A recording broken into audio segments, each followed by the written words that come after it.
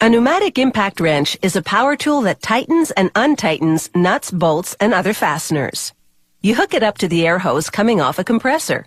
The anvil at the tip turns at high speed to tighten until snug, then switches to a hammering action called impacting to tighten even more.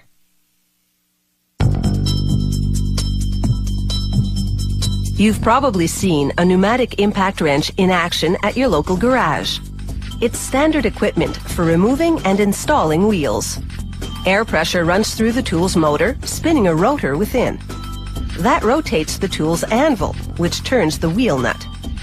At the manufacturing plant, they machine the rotor from a bar of steel mounted on a lathe. It takes about 1.5 minutes for the computer-guided precision tools to carve out the basic shape. The next machine carves teeth on one end of the rotor, creating what's called a hobbed edge.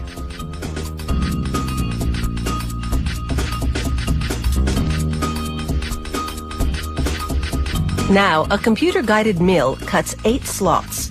This shaping of the steel generates a lot of heat, so coolant flows throughout all these machining phases to prevent the equipment from overheating.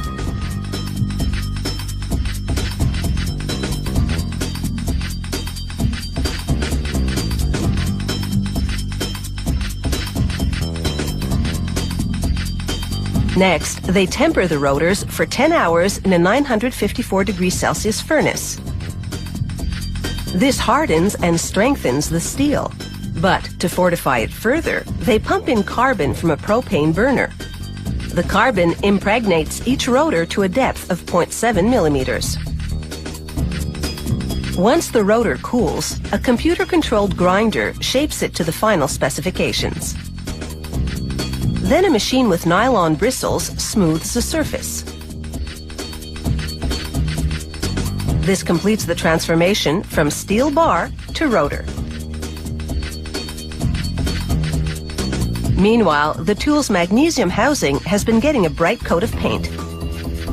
The housing has 2 parts, the main section and a back cap.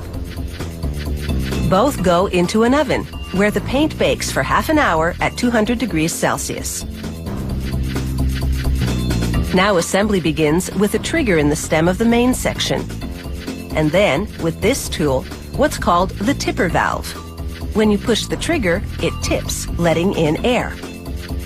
This spring keeps the tipper valve closed when you're not pushing the trigger.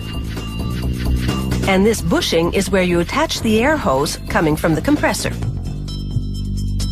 Next, they install the reversing valve. It slots into the housing just above the trigger. When you press the trigger, the anvil rotates clockwise to tighten the fastener. But when you activate the reversing valve, it sends the air into different chambers, turning the tool counterclockwise to remove the fastener. They glue a rubber pad to the top of the housing to cushion your grip on the tool. A laser engraves manufacturing information on the back cap.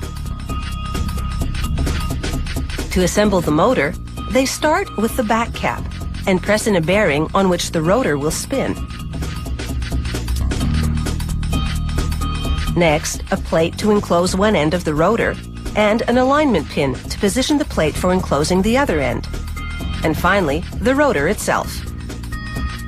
Into each of the rotor's slots goes a vane made of resin-imbued fabric. These vanes work like the blades on a windmill. The air entering the tool turns them, which spins the rotor. After slipping a steel cylinder over the rotor, they enclose it with a second plate. Then, a larger plate with a ball bearing. Now some oil to lubricate what they call the impact mechanism. This component contains the tool's anvil, as well as the parts that produce the hammering action. Finally, a press seals the main section of the housing to the back cap. Every pneumatic impact wrench this factory produces goes through extensive testing, in both free speed, that's when the tool spins like an ordinary drill, and in impact mode. So if you've got a nut or other fastener to drive, take one of these babies for a spin.